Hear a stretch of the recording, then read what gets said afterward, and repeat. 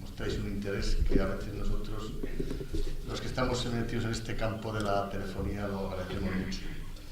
Nos trae aquí hoy de nuevo a los debates que hacemos habitualmente en la rondilla, en este caso, un tema que habéis visto en los carteles muy del día, muy de moda, y que hemos denominado antenas de telefonía, radiaciones electromagnéticas y efectos en la salud.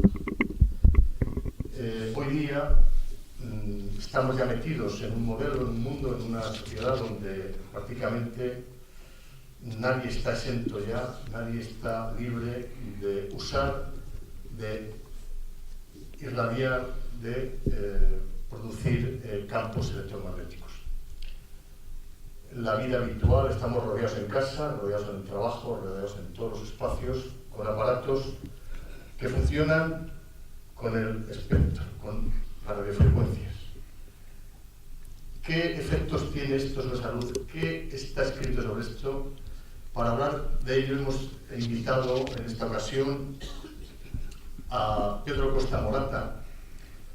Él es ingeniero técnico de telecomunicaciones. Digo ingeniero de telecomunicaciones porque en estos temas contar con un ingeniero técnico en telecomunicaciones es difícil para hablar de este tema, no es fácil. Es doctor en Ciencias Políticas y Sociología, Premio Nacional de Medio Ambiente en 1998, profesor de la Escuela Universitaria de Ingeniería Técnica de Telecomunicaciones de la Universidad Politécnica de Madrid.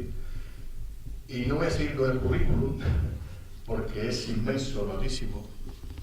Y bueno, yo creo que es un gran elemento. Yo lo he conocido hace poquito por una conferencia que dio en Bilbao. Le conocí por internet además y me sorprendió mucho cómo informaba de este tema. Y le dije, oye, te vienes a Valladolid, te vienes a la rondilla, y he quedado asombrado de su generosidad de acompañarnos y estar aquí con nosotros. Os dejo con Pedro. Yo creo que es muy interesante lo que os va a decir. Seguro que saldremos bien informados de un tema que desconocemos. Bueno, pues buenas tardes. Gracias, Ángel, y gracias a todos los presentes. Espero, efectivamente, que este ratito resulte útil en relación con este problema que nos ocupa, que nos absorbe, que nos rodea y que nos complica la vida. Antes de nada tengo que decir que, antes lo estaba contando a una periodista, a mí este tema me interesó como secuencia lógica de mi primera preocupación, digamos, ecologista, que era la lucha antinuclear. Efectivamente, yo soy de los primeros, ya por edad, efectivamente, debéis de quererme, de los primeros antinucleares. Una de mis intervenciones en aquellos años pues fue precisamente aquí, me parece que fue el año 78-79, que me invitaron los de comisiones. Entonces preocupaba en toda la cuenca del Duero, incluyendo Valladolid, pues el centro nuclear de Soria, ¿no?, donde se iba a hacer la bomba atómica nuestra. Bueno, a mí después de los años en que me entregué a la lucha antinuclear, me acerco más.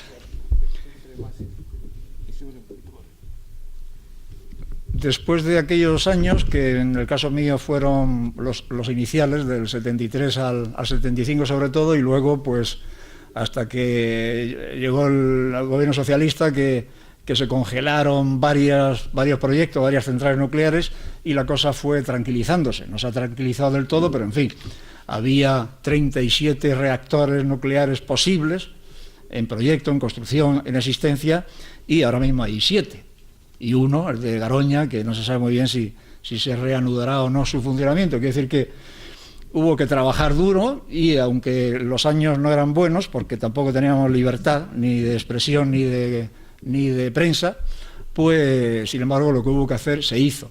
Pasando el tiempo, a mí me preocupó que las otras radiaciones, las llamadas no ionizantes, pues se distinguieran tan drásticamente de las radiaciones ionizantes, de las nucleares. Entonces me pareció que merecía la pena estudiar y preocuparse, más allá de las centrales nucleares, pues las otras instalaciones en las que había radiaciones, aparentemente, o físicamente, o científicamente, no ionizantes, pero yo eso nunca lo creí. En cualquier caso, me pareció que eso había que mirarlo. Tuve la primera oportunidad en un estudio amplio sobre medio ambiente en las ciudades que hizo la Universidad Autónoma de Madrid en el año 79 y 80. Ahí yo introduje ese tema, ya empecé a mirarlo. Luego me dediqué a otras cosas, sobre todo después del tema nuclear. Yo le dediqué mucho tiempo y atención a la defensa del litoral y a otras cosas. La verdad que no me he perdido casi nada en estas guerras. Y para preparar este libro que financió el Colegio Oficial de Ingenieros Técnicos de Telecomunicación, pues tuve que efectivamente ya ponerme en serio a estudiar este tema. Entonces, lo primero que hice fue refrescar conocimientos, porque yo dejé de ser ingeniero a los 5 años de profesión. La energía nuclear me provocó problemas, digamos, morales importantes y cambié de tema, pero esas cosas no se olvidan nunca, y además he acabado siendo profesor en esa escuela, de modo que la verdad es que la primera profesión, la primera formación se convierte en básica ya para toda la vida, esa es la realidad. Pero bueno, entonces busqué a los pocos críticos de las radiaciones ionizantes, es decir, de los campos electromagnéticos, no llegaban a media docena, y a otros que no eran críticos, pero bueno, que trabajaban este tema, por ejemplo, como soporte científico de UNESA, del sector eléctrico, y algunos otros. La verdad es que me encontré con, como sucede casi siempre en problemas ambientales o de salud, con que esto era cuestión, una vez más, de una minoría muy llamativa, muy poca gente, pero desde luego con las ideas muy claras y con ganas de llegar hasta el final o de aguantar todo lo que fuera posible. Bueno, efectivamente tenemos una polémica que no cesa. Yo, desde luego, ha habido años en que no he intervenido en ninguna de estas cosas. Quiero decir que, por algún motivo, o porque no tenía relaciones o amistades, pues me parecía que la polémica se apaciguaba, pero no es verdad. Así que yo digo, si empecé en el 94 para preparar este libro, que se editó en el 96, y estamos en el 2015, pues la verdad es que ya han pasado 20 años, y esto sigue como estaba, y bastante más y bastante peor. Evidentemente, la sociedad llamada a la información ha multiplicado su recarga energética, su recarga electromagnética en el ambiente en el que vivimos, y estamos mucho peor, con más motivos de preocupación que en 1994, naturalmente. Así que es una polémica que no cesa. Siguen preocupando estas radiaciones, las que vienen de la telefonía móvil sobre todo, porque claro, es el fenómeno más espectacular de los últimos 20 años. Y ya casi nadie de nosotros concebimos, no digamos los jóvenes, concebimos la vida sin el móvil, reconozcámoslo. Vivíamos, y desde luego con más alegría probablemente, y desde luego con más garantía sanitaria, pero ya no concebimos que pudiéramos prescindir a la fuerza del móvil que nos acompaña continuamente. Las empresas, las operadoras de telefonía móvil, les da ya igual calmar o no la opinión. Hace muchos años que dejaron de acudir a los debates. Les ha pasado como a las empresas eléctricas con la energía nuclear, que primero defendían con toda su pasión y todo su interés la energía nuclear, pero un buen día pues dejaron de interesarse, y seguramente diciendo y considerando que para eso ya estaba el gobierno con su aparato normativo y en casos con su represión. Esto está sucediendo también con las operadoras de telefonía móvil. Hace pues quizá 10, 15 años decidieron no acudir a ningún debate público, y entonces lo que hicieron fue crear una oficina que yo visité siguiendo la pista para pedir que acudieran a no me acuerdo qué debate, y me encontré que había una oficina que centralizaba las intervenciones y que controlaba las intervenciones de todas las operadoras de cara al público, pero en un sentido desde luego muy restrictivo, y de hecho no van nunca, y no van porque efectivamente no sienten necesidad de defender nada. Para eso ya están los distintos gobiernos, y muy especialmente el actual. Antes le decía a la periodista que he citado que para mí el ministro Soria es el prototipo del lacayo, el ministro lacayo del sector eléctrico, lacayo del sector energético, lacayo de las operadoras de telefonía móvil, el triple lacayo. Bueno, y él hace lo que no necesitan hacer las empresas, sobre todo una ley general de telecomunicaciones aprobada el año 2014, que es toda una revolución regresiva. Después hablaremos de ella. Y los poderes públicos, como digo, protegen, callan y en cualquier caso respaldan a las empresas siempre que pueden. Están para eso. La normativa se endurece, pero en sentido de perjudicar a los ciudadanos, y también aludiremos a esto. Finalmente sigue habiendo ese grupo que crece, no mucho, pero bueno, vivimos en un país muy desértico intelectualmente, y desde luego en estos temas que aparecen dificultades adicionales porque hay que hacer frente a toda una oleada consumista y de publicidad, etcétera, etcétera, pues claro, la lucha es muy ingrata. Pero en fin, sigue habiendo científicos, técnicos, independientes que mantienen esa actitud crítica y apoyan la resistencia a estas tecnologías. Yo vivo rodeado de ingenieros y de profesores que debieran de ser los más finos dentro de la élite o de la mentalidad ingenieril, y desde luego no es posible encontrar espíritu crítico, es un desierto intelectual también el mundo de los ingenieros. Y cosas peores, pero en fin, no estoy aquí para criticar a mis hermanos de profesión precisamente. Bien, pero bueno, ha habido de todo, ha habido luchas pues personales, familiares, luchas de comunidades de vecinos, sobre todo contra las antenas, las operadoras, los ayuntamientos. Ha habido también, y ahora mismo yo creo que es el eslabón más fuerte, más importante de esta lucha generalizada contra las radiaciones electromagnéticas, ayuntamientos que no están dispuestos a pasar por el aro de una legislación del Estado que dice que fuera de la legislación del Estado no puede haber ninguna otra, que la contradiga o que la restrinja o que la perturbe. Y entonces el Estado, el gobierno central, pues recurre al 149 de la Constitución, es decir, al conjunto de poderes que corresponde al gobierno central y que no pueden ser autonómicos, ni mucho menos locales, pero dispuestos a aguantar el desafío y a llevar a la lucha y a los tribunales o aguantar al poder central. Entonces ahora mismo hay ayuntamientos que están preparados para la lucha y, digamos, provocando al gobierno de Madrid con estos temas. Y yo creo que lo están haciendo bien. Ahora hablaremos de San Sebastián y de Vitoria. Bueno, el lobby de las telecomunicaciones hace lo que le da la gana, en consecuencia. Su poder es inmenso, pero en fin, siempre hemos estado en manos de lobbies, ahora se dice lobbies, pues bueno, de oligopolios, o en fin, o de grupos empresariales que son poderosos, siempre lo han sido. Decíamos en los tiempos antinucleares más crudos que el sector eléctrico era la niña de los ojos del franquismo, y es verdad, si estudiamos las relaciones entre las empresas, los empresarios, las familias del sector eléctrico de aquellos años con el franquismo, efectivamente, no hay más que pensar en aquel fenómeno tan intenso y tan significativo de las presas y de las centrales hidroeléctricas, ¿verdad? Pero en cualquier caso estamos frente a un poder pues muy organizado, que ni siquiera necesita defenderse porque para eso ya tiene a los gobiernos. Mientras tanto, por supuesto, este lobby trabaja donde más le interesa trabajar, que es en los pasillos de la Comisión Europea en Bruselas. Ya sabéis que ahí hay cientos de lobbies y hay 30.000 empleados de esos lobbies pululando con sus oficinas en Bruselas y pululando por los pasillos, fiscalizando todos los textos que salen para ver si les gustan o no, y proponiendo textos alternativos o adicionales al trabajo de la Comisión. Ese es el trabajo de los lobbies en Bruselas.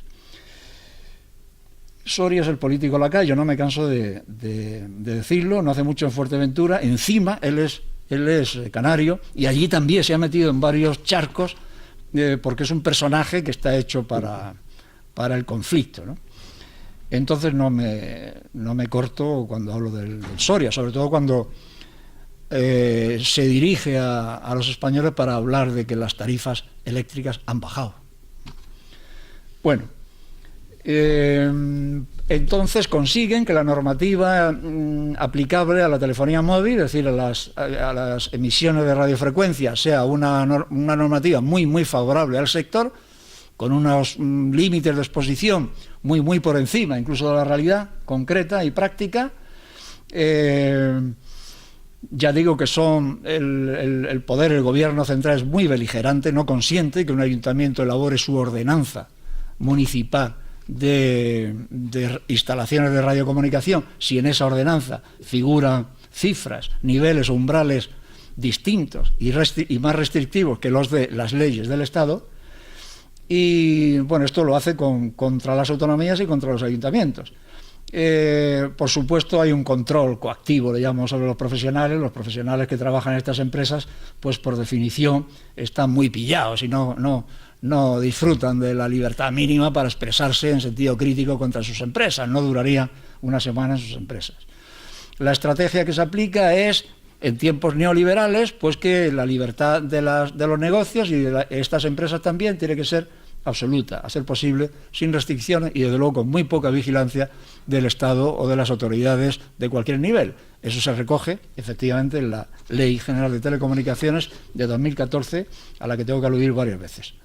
La cobertura es un chantaje muy útil, porque claro, si se combate una antena, lo primero que dicen ellos es, ojo, porque si la tenemos que quitar, os quedáis sin cobertura. Esa es la...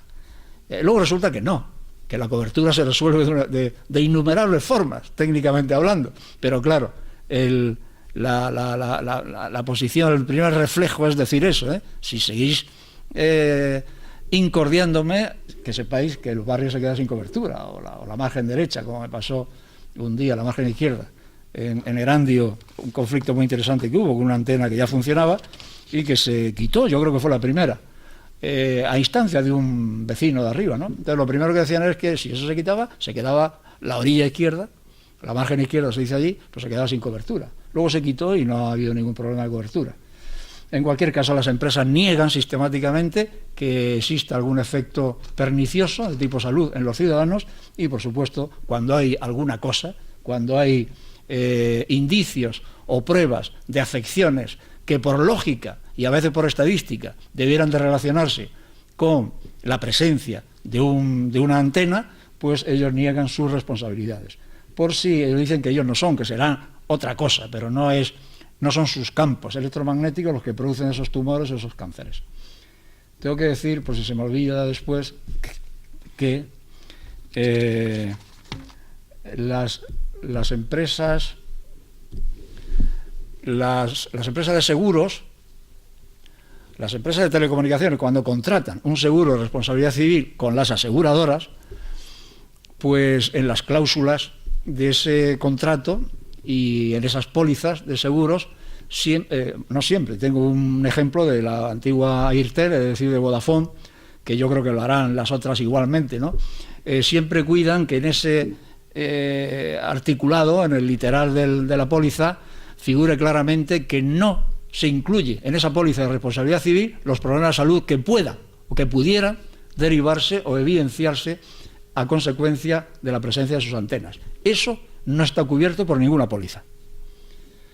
Bien, principios físico-biológicos. Bueno, los mamíferos somos seres electroquímicos, somos electromagnéticos y somos electrosensibles. Es decir, que no es que estemos hechos de carne sin más. Es decir, que somos organismos muy complejos, muy elaborados, producto de una evolución muy maravillosa y muy compleja y heterogénea, y somos esencialmente electroquímicos, eso es lo primero. Pues por el agua que contiene nuestro organismo, por el sistema nervioso, somos electromagnéticos, es que generamos cantidad de campos electromagnéticos en el cerebro, el corazón, los músculos, y somos en consecuencia muy electrosensibles. Claro, somos sensibles a nuestra propia actividad electromagnética y al conjunto de campos electromagnéticos que nos envuelven, que son muy numerosos, incluso los de tipo natural, los que vienen del espacio exterior, del Sol, y los del propio planeta. Nos envuelve un geomagnetismo diverso y variable. El geomagnetismo es el conjunto de los campos que vienen de fuera y que son naturales, del propio planeta y de los astros, fundamentalmente el Sol, con sus tormentas solares y con todas esas cosas. El Sol es un generador electromagnético potentísimo, todas las estrellas. de tal manera que la recarga del ambiente en energía electromagnética aumenta cada día sin mesura ni control. ¿Cuánto se habrá incrementado la energía que nos envuelve electromagnética en los últimos 20 años? 1 millón de veces, 100 millones de veces. Partíamos de casi cero, es decir, de un campo magnético mucho más estable que alterno, bastante fijo en valores y de tipo natural.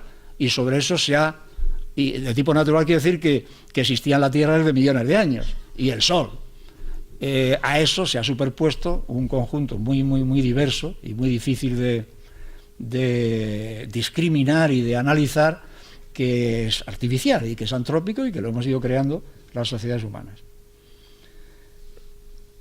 Entonces, ojo, los otros días preguntaba a mis alumnos, yo abusando de los años y de que ya fui alumno en esa misma escuela donde soy profesor, pues de vez en cuando les pregunto, digo, vamos a ver, pero los campos electromagnéticos, el campo eléctrico y el campo magnético, ¿qué es físicamente? ¿Qué son? ¿Cómo se define? ¿Qué pasa? ¿Qué es? Y no siempre hay quien me conteste, ¿no? El otro día sí, me dice uno, es que son fuerzas. Son equivalentes a fuerzas, es decir, a masa por aceleración, es decir, a algo que actúa, que produce un empuje o un impulso, como queráis en términos físicos, es decir, que someten a la materia íntima a esfuerzo. Por eso cuando hablamos de ionización o no ionización, es que estamos hablando bajo los efectos de una radiación determinada, es porque estamos hablando de unas fuerzas que actúan sobre los electrones exteriores de todos los átomos hasta sacarlos de ahí, que ese es el fenómeno de la ionización, modificar el número de electrones exteriores o simplemente extraer uno o introducir. La ionización puede ser en los dos procesos, ¿no? Siempre que exista un nivel energético que produzca eso, y ese nivel energético viene del campo que nos envuelva, de modo que la ionización consiste en mover los electrones exteriores de cualquier átomo, y claro, somos átomos en definitiva, pero en fin, que los campos son fuerzas para que entendamos su acción, que empujan, que actúan, que mueven lo más íntimo de la materia, que son los átomos y concretamente los electrones.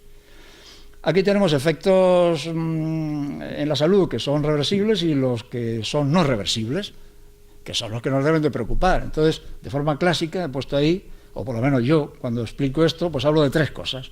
De la glándula pineal, que es esa glándula que tenemos en el centro del cerebro, el centro anterior del cerebro, que es una piña de pino, un piñón, por eso se llama pineal, o sea, no una piña, un piñón, por eso se llama pineal, y que es un sincronizador de luz, de la luz, funciona con la luz y con la no luz, funciona sobre todo con la no luz, y esa es su gracia, fundamentalmente, que funciona por la noche.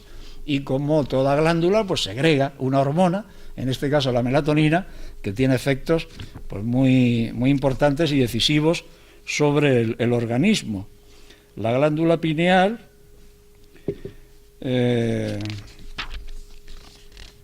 algunos de sus efectos son, a ver si lo encuentro.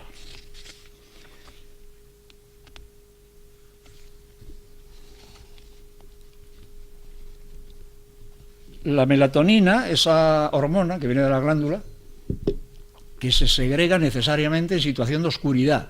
De oscuridad, es decir, por la noche, entre la 1 a las 2:30, esa es la hora clave del sueño necesario, diríamos, o conveniente, pero claro, aunque haya oscuridad física, si estamos en presencia de un campo electromagnético, de hecho no hay oscuridad, está actuando ese campo electromagnético, la luz también es electromagnética, de modo que podemos creer que estamos en la tranquilidad de nuestra habitación a oscuras, pero sin embargo estar afectados por la presencia de un campo electromagnético de tipo telefonía móvil o de una línea eléctrica que pase cerca de nuestro edificio, ¿no? Y entonces no se emite, se inhibe la hormona, y eso produce estos problemas.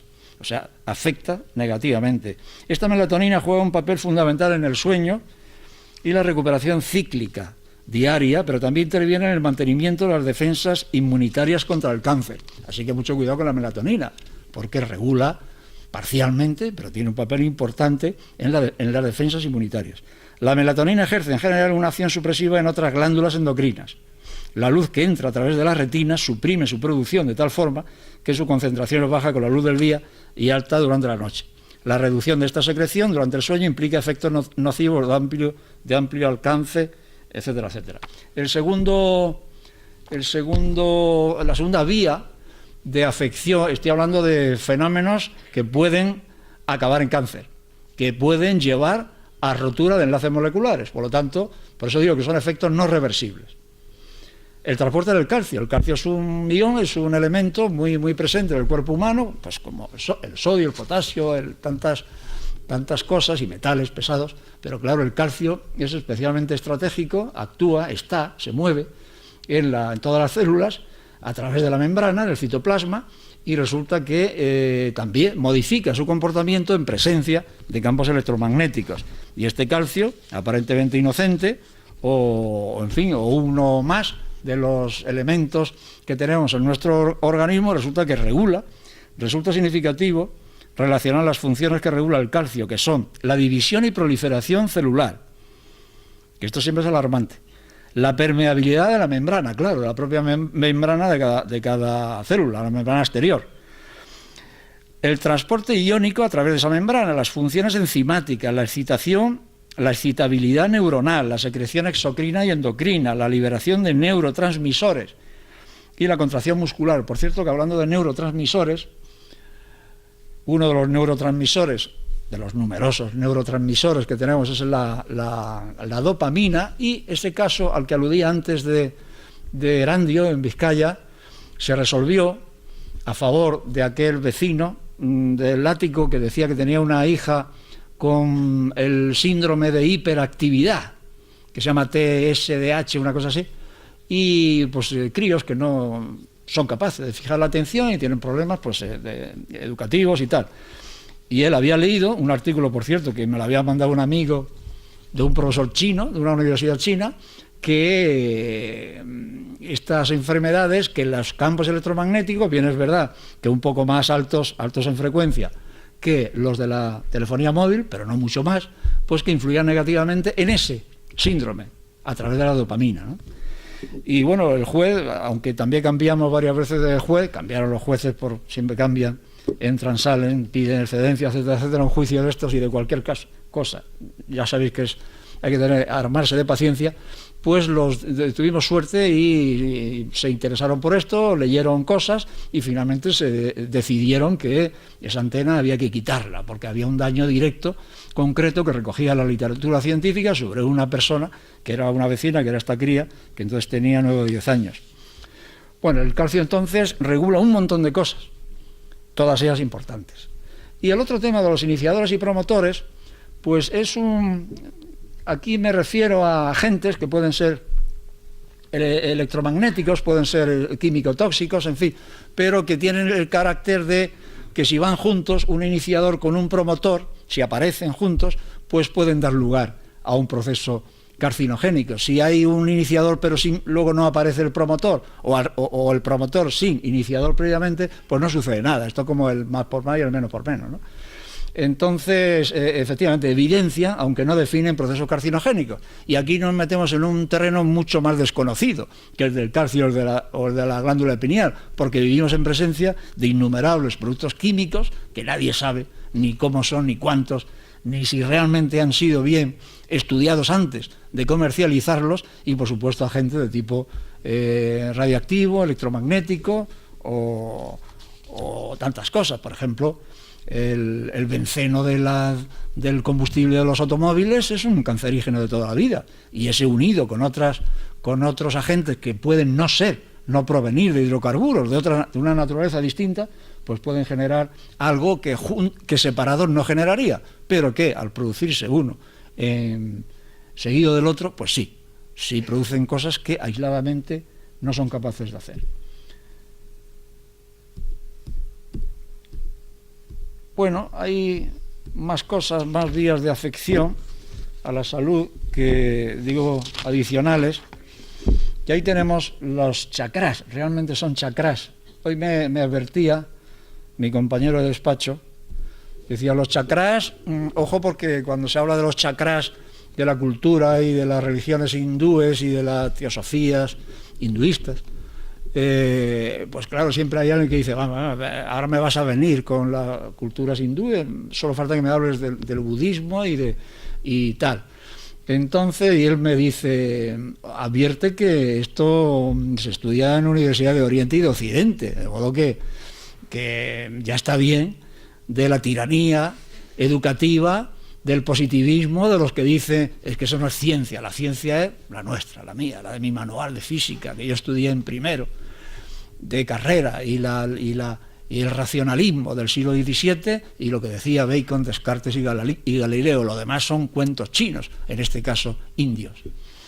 Pues son cosas muy serias que yo les invito a estudiar. En definitiva, los chakras, pues son 6, aunque siempre hay quien dice que hay algunos más, son órganos de la fisiología humana que son especialmente sensibles, que son transductores, que relacionan de forma activa campos y energías propias con el exterior y viceversa. Entonces tenemos desde el bajo vientre, en la terminología india pues tienen su nombre y su significado, pero bueno, la posición, digamos, geográfica en el organismo humano, pues es primero el bajo vientre, luego el intestino grueso, el estómago, el corazón, la boca y finalmente el cerebro. Son 6 niveles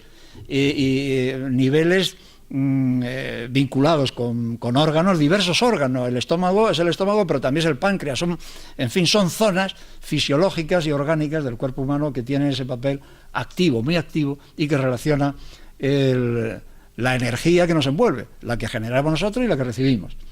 Luego las sinergias, que es algo parecido a lo de los iniciadores y promotores, porque efectivamente una sinergia es la coincidencia de dos cosas distintas que son difíciles de discernir, pero que generan problemas incapaces de producir aisladamente. Esto se da cuando, por ejemplo, se acusa a una línea eléctrica, se da a una línea eléctrica de generar tumores o leucemias en la gente del entorno, y te viene a la compañía eléctrica y dice, no, pero nosotros no somos.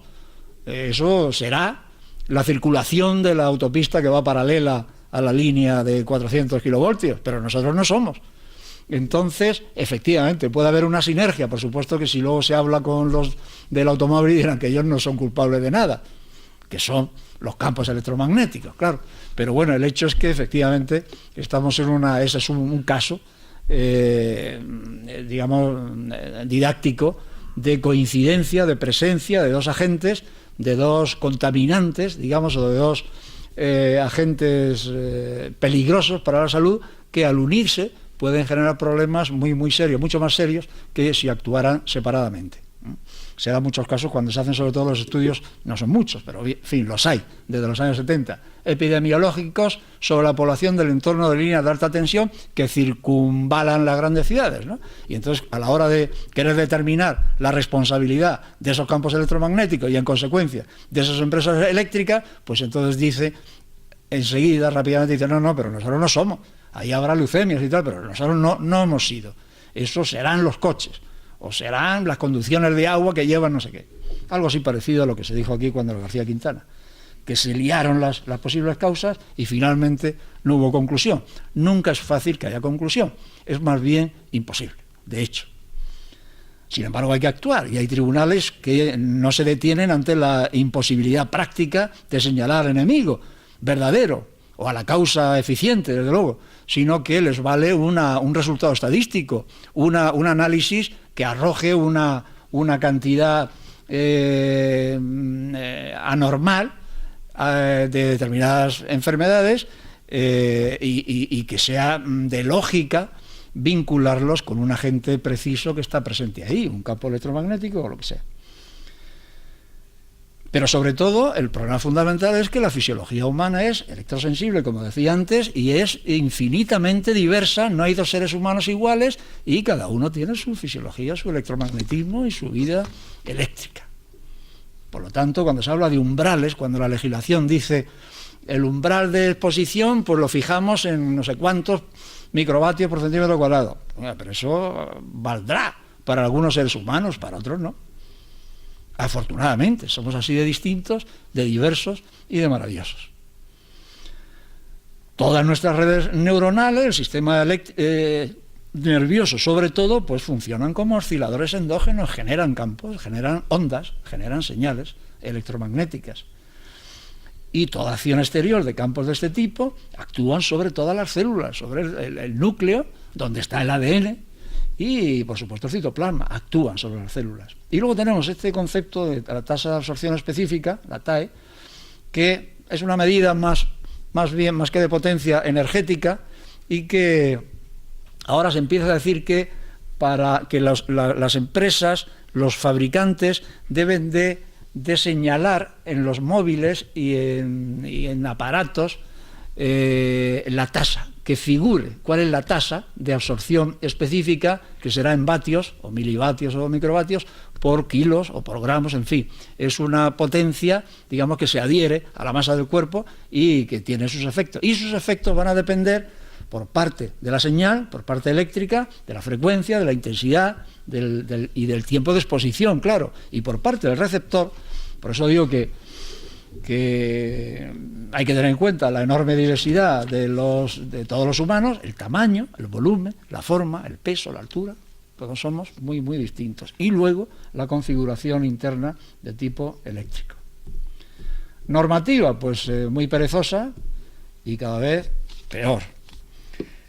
En España pedíamos una normativa y no había normativa.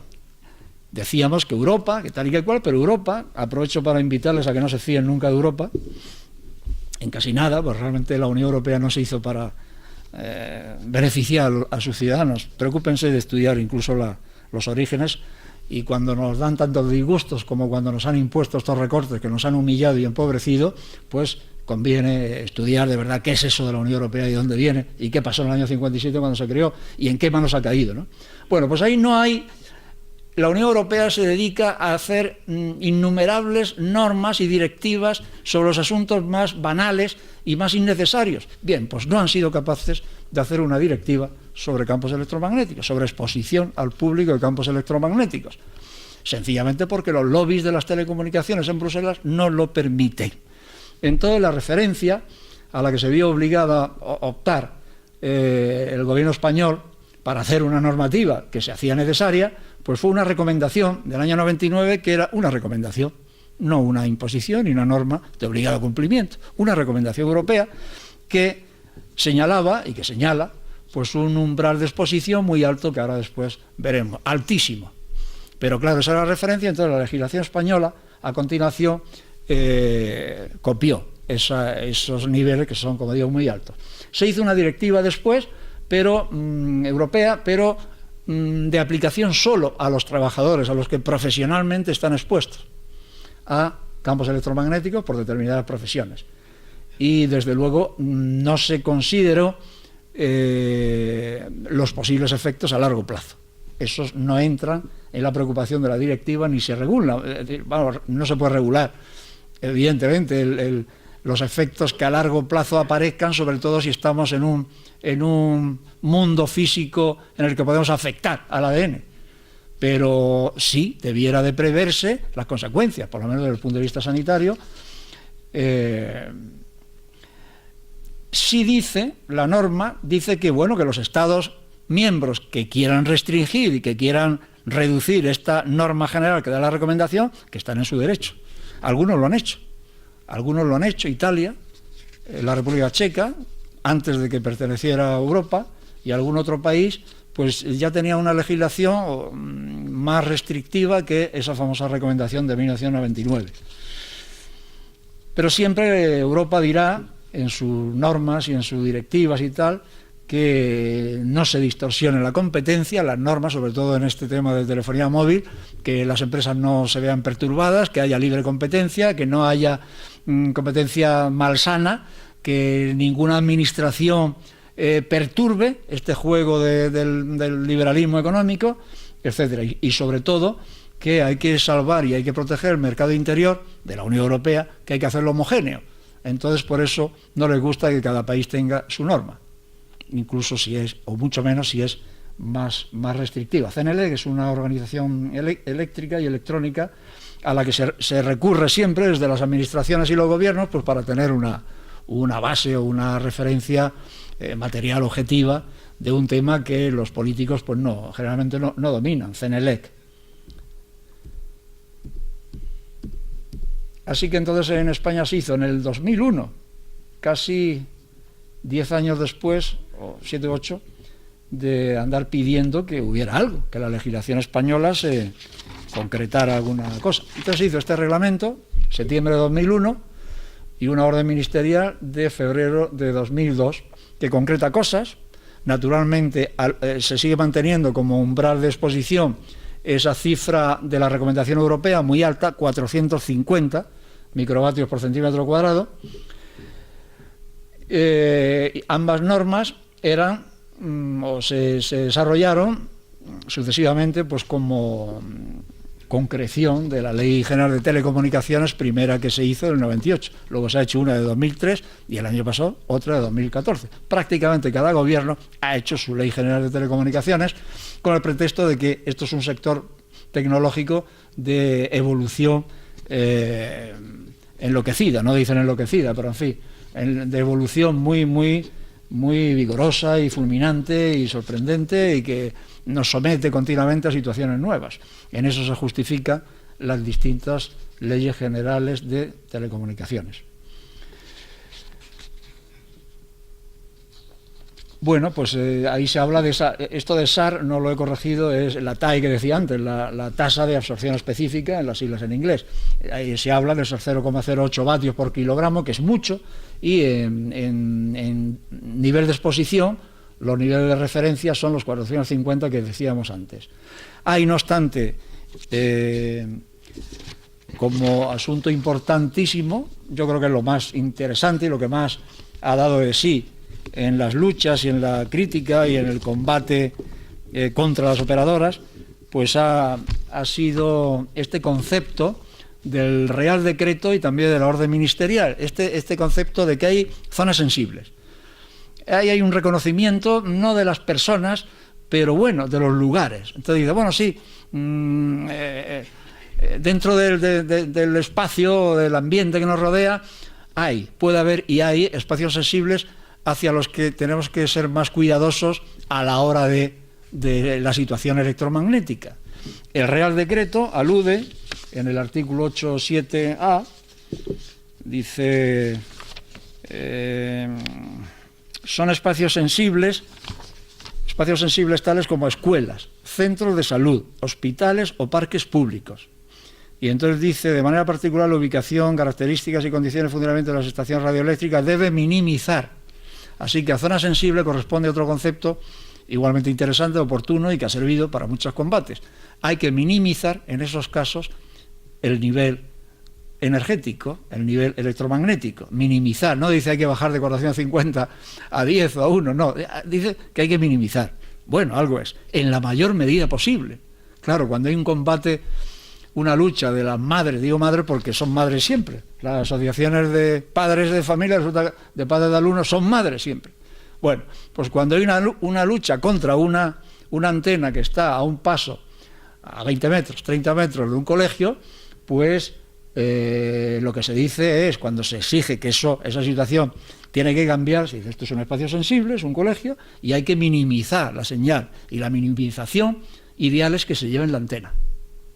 Porque claro, si hay que minimizar, en la lógica de la minimización está la desaparición, y que se ponga en otro sitio.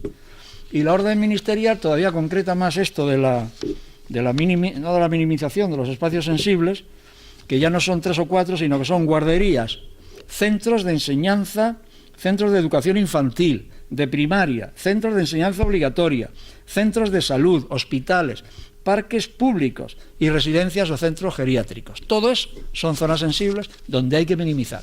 Casualmente, como son zonas de tipo público, el suelo es público, tanto de un colegio como de un parque, pues resulta que nos hemos encontrado, y sigue habiendo, cantidad de antenas, porque claro, las compañías prefieren un suelo público que no tienen que pagar a nadie. Y entonces tenemos, esa es la realidad del país, numerosas antenas en recintos educativos, de colegios, de primaria y de institutos, y en parques. Y en y vinculadas con un foco de estos de campo de fútbol, en un campo de fútbol. Estoy pensando ahora mismo en Portugalete. Bueno. Y llegamos a esta ley del año pasado, que es el colmo del neoliberalismo soriano, digamos, ¿no? Por el neoliberalismo es una cosa, desde luego criticable, pero es que además es soriano, es que ha caído en manos esta ley, es un trabajo personal, digamos, no del ministro que ha hecho de lacayo, pero que se ha apuntado él para su triste historia como político, ¿no? La ley esta que sustituye a la del 2003 y que se aprobó en mayo. Entonces, ¿en qué consiste? En general, es una acometida neoliberal, signo de los tiempos, todo es neoliberal. En el mundo en la España y en la Europa en que nos movemos, neoliberal es que es más liberal que liberal, o sea, neoliberal es una vuelta de tuerca a las ideas económicas del liberalismo que rigió en el siglo XIX. Bueno, pues lo hemos recuperado una vez que el sistema político económico internacional decidió liquidar la etapa esa de cierta tranquilidad y de cierto bienestar, que era el estado de bienestar, los 30 años después de la Segunda Guerra Mundial. Entonces a eso, poco a poco, con ese trabajo y esa estrategia y esa aparición de personajes tan conservadores como Mrs. Thatcher y el presidente Reagan, pues ha ido convirtiendo en el neoliberalismo, que es no respetar, es aniquilar el Estado siempre que sea posible, quitarle todas las restricciones a la actividad de las empresas, que el ciudadano sea un consumidor obediente y que el dinero no tenga tampoco restricciones, es decir, que los bancos sean los protagonistas de la vida económica. Lo que nos está sucediendo y lo que estamos viviendo, ya lo hemos vivido con los gobiernos socialistas, por supuesto, pero ahora mismo estamos en la cumbre de ese neoliberalismo desbocado. Y lo justifican, es suficiente con leer el preámbulo de la Ley General, aquí lo explica todo esto, ¿no? Hay que facilitar el despliegue de instalaciones, léase antenas, porque hay que ampliar la cobertura continuamente, hay nuevas necesidades, hay nuevas tecnologías de oferta, por lo tanto hay que facilitar todo esto, y para eso se hace esta ley. Hay que mejorar la oferta de servicios al ciudadano, porque claro, la preocupación última y el interés último es el ciudadano. Hay que recuperar la unidad de mercado, eso va contra el atrevimiento de comunidades autónomas y de ayuntamientos que se atreven a elaborar, como así ha sido, sus normas, sus leyes autonómicas o sus ordenanzas municipales en contradicción con la legislación del Estado. Está en la advertencia, porque luego en el literal de la ley dirá que eso ya se ha acabado, que es cuando recuerdan que lo que vale es el artículo 149 de la Constitución, los poderes del Gobierno central. Simplificación administrativa, por eso dicen que no se preocupen las operadoras, que ya no necesitan pedir licencia de ningún tipo, ni urbanísticas ni licencia de actividad, que eso pertenece a un mundo regulado y por lo tanto indeseable desde el punto de vista neoliberal. Y se necesita una base mínima que no distorsione la competencia. La misma historia, la competencia se vería perjudicada si en unos sitios las empresas lo tienen más difícil que en otros. Eso afecta a la competencia, a la libre competencia.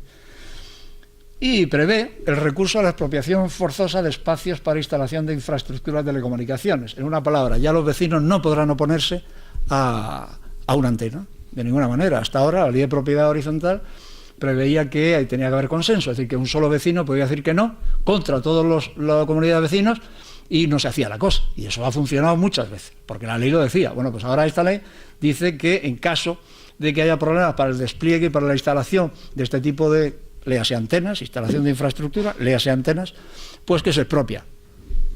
Y el Estado habla de expropiación en favor de la operadora, claro. La expropiación es una intervención del Estado favoreciendo a un agente económico, ¿no? Y que el agente económico puede aspirar a la asistencia del Estado, que le despejará el camino expropiando. Pero bueno, como nunca hay que rendirse, antes hablaba con uno de vosotros que en cualquier caso hay que luchar, hay que combatir. Yo ya lo viví cuando la energía nuclear, no me asustaron nunca las empresas. Nunca tuve ningún otro ingeniero en las filas de esa guerra y de esas trincheras. Los ingenieros no sirven para estas cosas.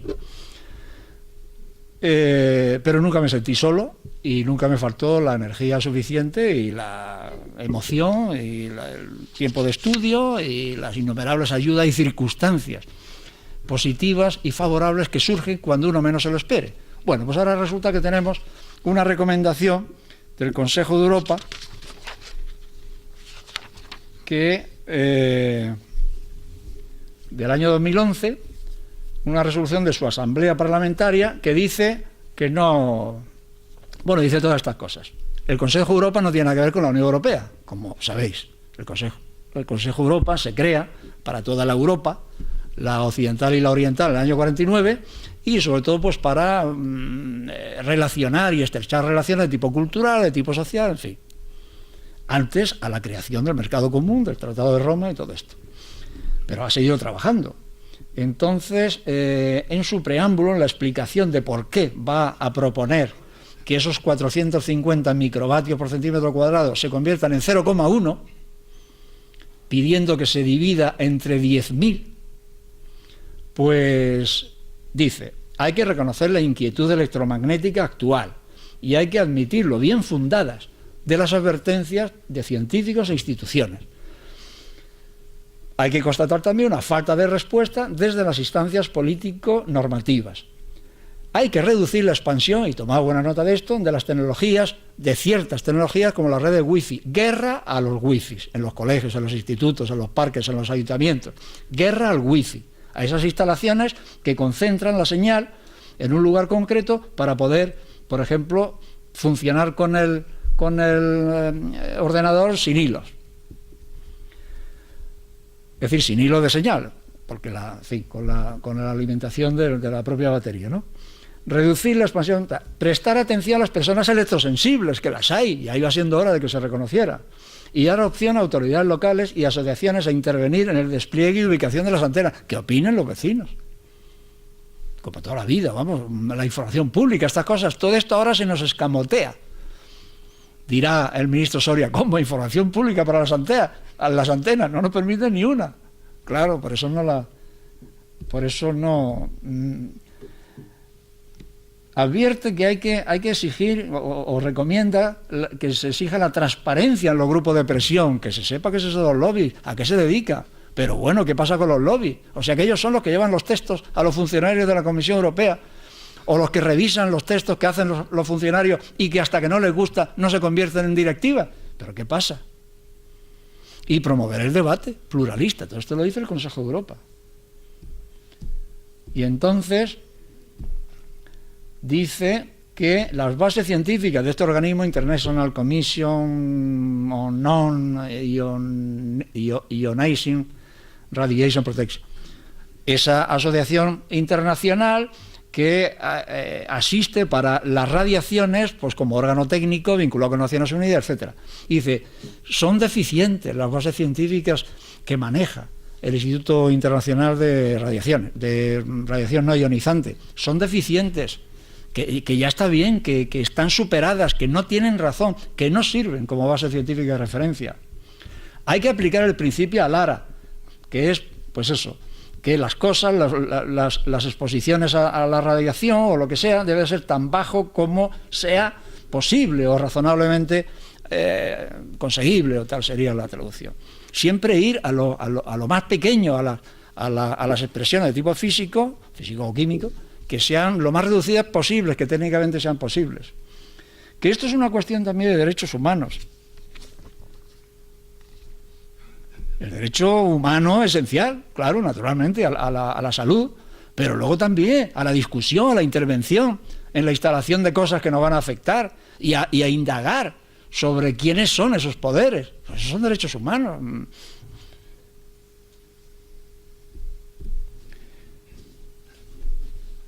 Y propone el 0,1. O sea, dice, no, eso de 450 no es científicamente aceptable ya. Hay que bajar a 0,1.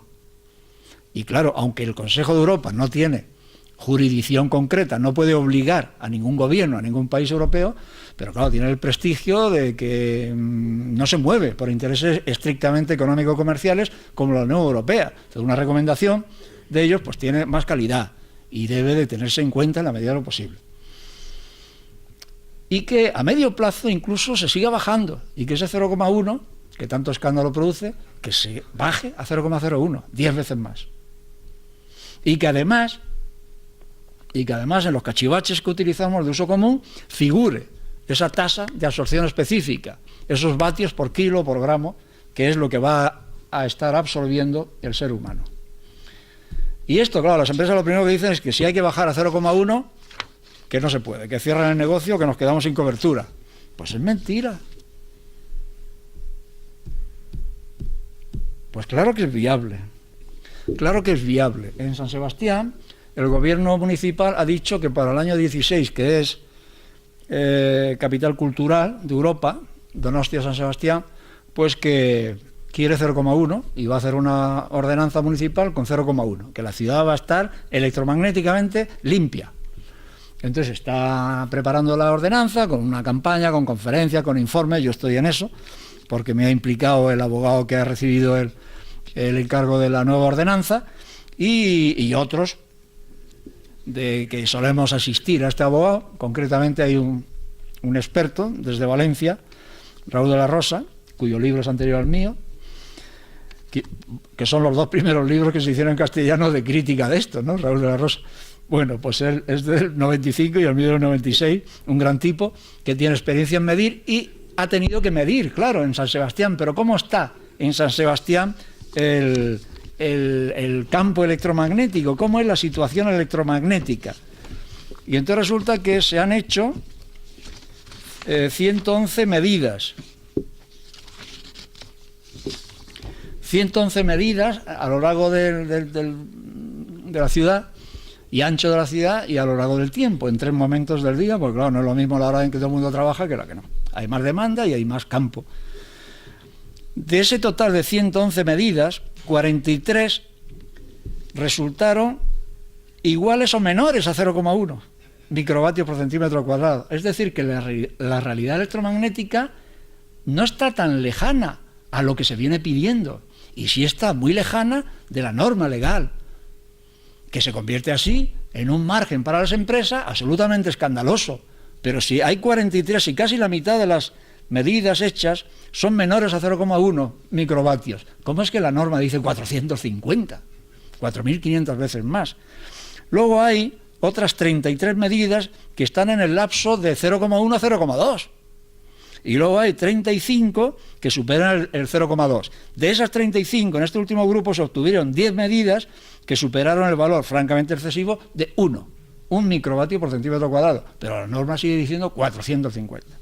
De modo que no vengan con el rollo de que si hay que bajar tanto hay que renunciar a la cobertura, porque no es verdad. Por otra parte, ellos, y esa es una de las razones por las que en realidad funcionan con potencias mucho más bajas de las que la legislación les permite. Es que, claro, las antenas consumen energía eléctrica y cuanto más emiten, pues más consumen. Y claro, eso es un interés también evidente de las empresas de las operadoras. Bueno, esto de la retícula y del aumento de estaciones base, efectivamente, esto significa que así como el despliegue actual de las antenas en el medio urbano tiene una retícula, una estructura hexagonal, pues y central, es decir, que una antena surte o cubre un entorno con una geometría hexagonal, pero en su derredor. Eso se podría hacer de otra manera, con antenas alejadas del espacio urbano denso y en 2 fases, por ejemplo, pues esa señal se iría reproduciendo con niveles más bajos, emitiendo la señal más potente desde el entorno exterior de una ciudad. Claro, eso supone una geometría, un despliegue distinto con un coste mayor, pero tampoco tienen razón cuando imponen esa estructura y que tiene que ser así, de tipo célula o de celdas de abeja, ¿no? de panal. Y luego hay otra posibilidad también de trabajar con señales muy bajas y con campos electromagnéticos muy bajos, que amplifique el propio teléfono móvil. Y el que quiera, pues que se aguante, es decir, que la señal es baja. Entonces cada uno amplifica porque lo está utilizando. Pero es él el que resulta afectado, no el que está al lado, ¿no? Bueno, estas son alternativas tecnológicas, así a bote pronto. No, esto ya lo he puesto en San Sebastián, pero quiero decir que el único objetivo es como siempre, provocar a las empresas a decir, no tenéis razón, lo que pasa es que no queréis salir de esa estructura porque no queréis gastar dinero, pero todo es posible de otra manera, ¿no?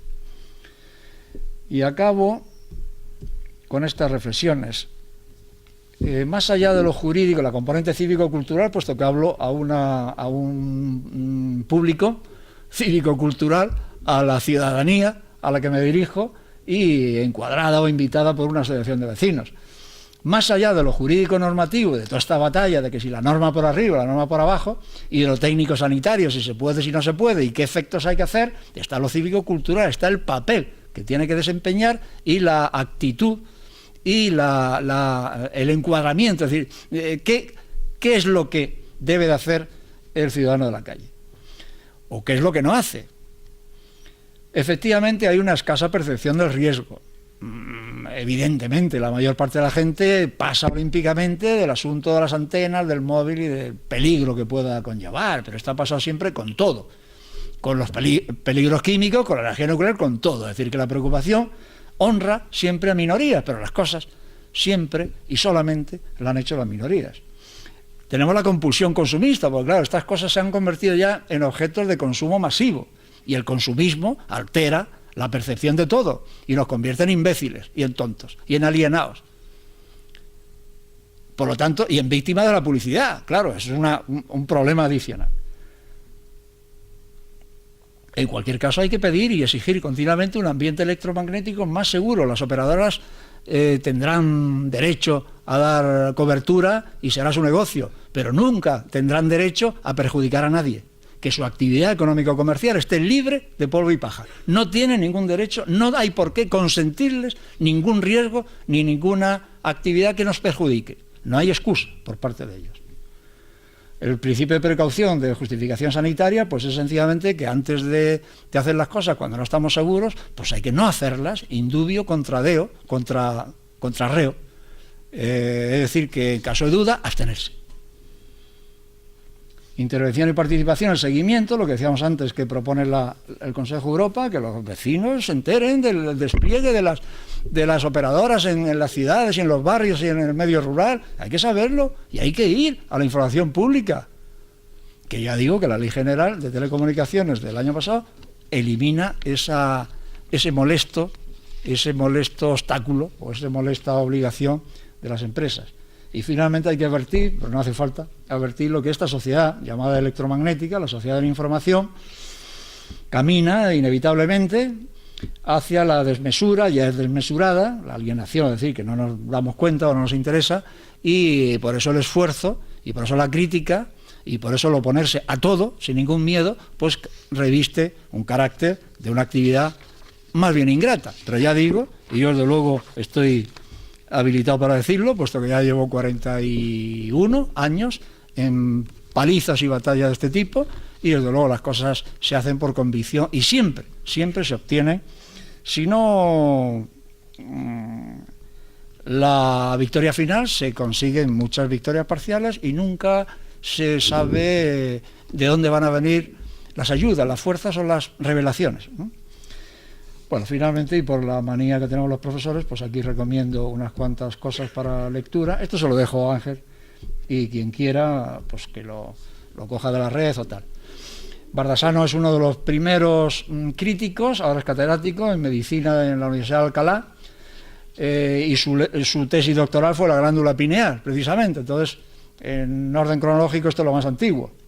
Luego yo tengo dos cosas, una francesa que se elaboró a instancias de un diputado verde del Parlamento Europeo, la polución, la contaminación electromagnética y la salud, del año 94, un trabajo muy bueno, de 2 o 3 volúmenes, especialmente sobre dos norteamericanos, los efectos biológicos de los campos magnéticos y eléctricos y magnéticos. Luego el libro Raúl de la Rosa, como gran amigo mío, siempre le reconoceré que se me adelantó, el libro mío, un libro de médicos sobre cáncer y medio ambiente, que se hizo con ayuda de Sanitas, y luego Bardasano y otro biólogo, que son compañeros de Nacho Lorrieta, son compañeros de carrera, han hecho un libro muy bonito y muy bien hecho, en el año 2000, que se llama Bioelectromagnetismo, Ciencia y Salud. seguramente hay más cosas, por supuesto, pero bueno, estas son las que yo tengo por costumbre que en las bibliografías que recomiendo, solo recomiendo lo que yo ya tengo y he leído y conozco. De modo que la bibliografía, que sabéis que en el terreno académico siempre se hace trampa y se ponen muchas más cosas a las que se tienen, no, yo todo eso lo tengo, lo he devorado porque no he tenido más remedio que estudiarlo para estas guerras, ¿no? Y nada más.